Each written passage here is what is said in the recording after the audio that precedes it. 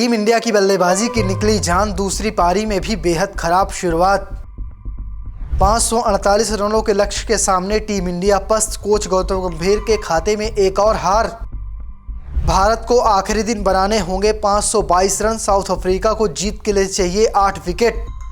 कोलकाता में हम हारे थे, मात्र 30 रनों से हारे थे। लग रहा था शायद अगले मुकाबले में हम इसे दुरुस्त कर लेंगे, लेकिन जिस तरह से गुवाहाटी में साउथ अफ्रीका के बल्लेबाजों ने बल्लेबाजी की है, हमारे खराब गेंदबाजी हुई और हमारे बल्लेबाजों ने कह सकते हैं कि नाक ही कटा दी है। कमाल का प्रदर्शन साउथ अफ्रीका की तरफ से रहा है, कह सकते हैं 10 on 10 वाला रहा है। तो वहीं टीम इंडिया पासिंग मार्क तक भी नहीं पहुंच पाई है। साउथ अफ्रीका पहले बल्लेबाजी करते हुए बनाती है 489 रन।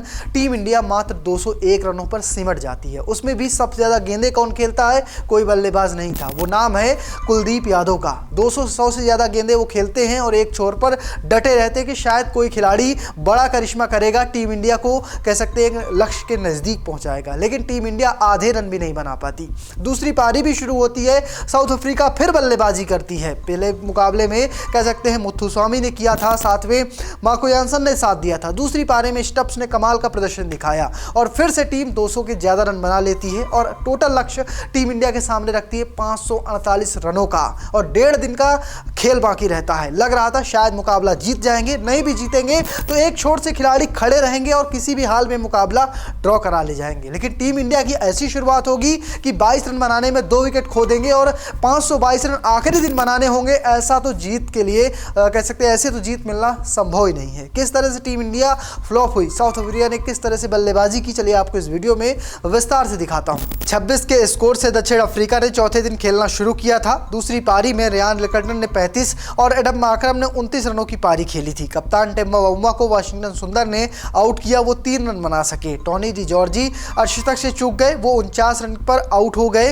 इसके बाद स्टप्स ने वियान मुल्डर के साथ 82 रनों की साझेदारी निभाई। जडेजा ने स्टप्स को आउट किया और साझेदारी तोड़ी। स्टप्स ने 180 गेंदों में 9 चौके और 1 छक्के की मदद से 94 रनों की पारी खेली। कुल मिलाकर साउथ अफ्रीका ने अपनी दूसरी पारी में 260 रन बनाए और 5 विकेट खोए। इसमें अगर बात करें भारत की तरफ से गेंदबाजी की तो कह सकते हैं थोड़ा बहुत अच्छी गेंदबाजी हुई और रविंद्र जडेजा ने 4 विकेट चटकाए, 1 विकेट सुंदर को मिला। तो ये थी कह सकते हैं दूसरी पारी या कहें चौथे दिन का हाल। अब टीम इंडिया ने किस तरह से शुरुआत की थी, कितने रन बनाए, कौन कौन से विकेट खोए, चलिए आपको वो दिखा देता हूं। 548 रनों के लक्ष्य का पीछा करने उतरी भारतीय टीम की शुरुआत बेहद खराब रही। 17 के स्कोर पर भारत को पहला झटका लगा।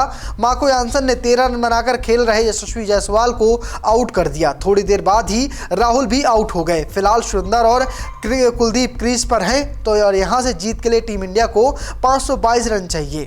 जिस तरह से टीम इंडिया का प्रदर्शन दूसरी पारी में शुरू हुआ है उसे देखकर तो लग रहा है भारत के खाते में एक और हार आने वाली है। अगर ये हार आती है तो हम सब जानते हैं कि टीम इंडिया इस साल या कहें इस WTC साइकिल के फाइनल में तो नहीं पहुंच पाएगी, क्योंकि अपने ही घर के अगर आप 2 मुकाबले हार जाते हैं तो आप बाहर जाकर तो मुकाबले जीत नहीं सकते। आपको एक टीम अब होम में मिलेगी और वो भी ऑस्ट्रेलिया होगी। इसके अलावा आपको सारे मुकाबले बाहर जाकर खेलने हैं। अगर आपको WTC साइकिल में या कहें उसके फाइनल में पहुंचना है तो बेस्ट विनिंग परसेंटेज चाहिए। आप कह सकते हैं इंग्लैंड के खिलाफ बुरी तरह से हार कर आ रहे हैं। वेस्ट इंडीज से आप जरूर जीते थे, लेकिन दक्षिण अफ्रीका आपको घर पर बुरी तरह से मात देकर जाने वाली है, क्योंकि आखिरी दिन तो 522 रन बनने से रहे और 8 विकेट आपके खिलाड़ी रोक के खड़े रह पाएंगे, ऐसा भी संभव नहीं लग रहा है। क्या हुआ था पहली पारी में वो देख लीजिए, जब मात्र बनाने थे 489 रन। पहली पारी में भी भारतीय टीम की बल्लेबाजी बेहद खराब रही थी और टीम फॉलो ऑन तक नहीं बचा सकी थी। उसे 289 रन बनाने थे, लेकिन ऐसा नहीं हो सका था। दक्षिण अफ्रीका के कप्तान टेम्बा बाउमा ने भारत को फॉलो ऑन नहीं खिलाने का और फिर बल्लेबाजी करने का फैसला लिया था।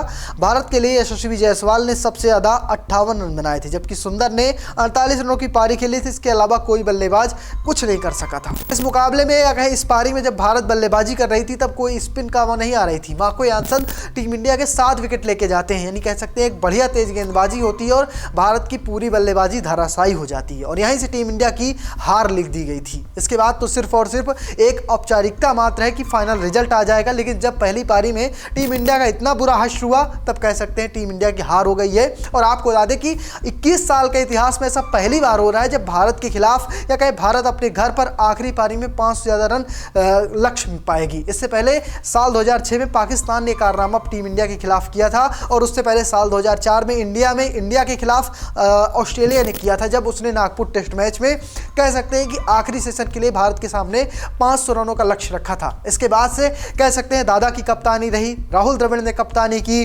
साथ में MS धोनी ने कप्तानी की, विराट कोहली ने कप्तानी की, रोहित शर्मा ने कप्तानी की, लेकिन ऐसा दौर कभी नहीं देखने को मिला था जो हम कोच गौतम गंभीर के दौर में देख रहे हैं। तो कह सकते हैं कि टीम इंडिया का हश्र इतना बुरा होगा हम सोचे नहीं थे। इसके साथ साथ एक और शर्मनाक रिकॉर्ड टीम इंडिया के बल्लेबाजों के नाम हो चुका है। आपको बता दें कि लंबे अरसे के बाद से ऐसा कभी नहीं हुआ है कि टीम इंडिया अपने घर पर खेल रही हो और एक सीरीज में कोई शतक न लगाया हो। आपको जानकर हैरानी होगी कि कह सकते हैं कि अब तक पहले कोलकाता मुकाबले में किसी ने शतक नहीं लगाया और फिलहाल तो जिस तरह से हालात लग रहे हैं कोई बल्लेबाज शतक के नज़दीक पहुंचने वाला नहीं है। और ऐसा होता है तो कह सकते हैं 30 साल में ऐसा पहली बार होगा जब भारतीय टीम का कोई भी खिलाड़ी किसी भी सीरीज में टीम इंडिया में होते हुए भी शतक नहीं लगा पाएगा। इससे ज़्यादा शर्मनाक कुछ हो ही नहीं सकता कि आप किस तरह से टीम चुनते हैं। आप रैंक टर्नर पिच बनवाते हैं जबकि आपके खुद के खिलाड़ियों का एवरेज जो स्पिन के खिलाफ है वो कह सकते हैं बेहद खराब है। आपको अगर स्पिन ट्रैक या अगर रैंक टर्नर में जाना था तो आपको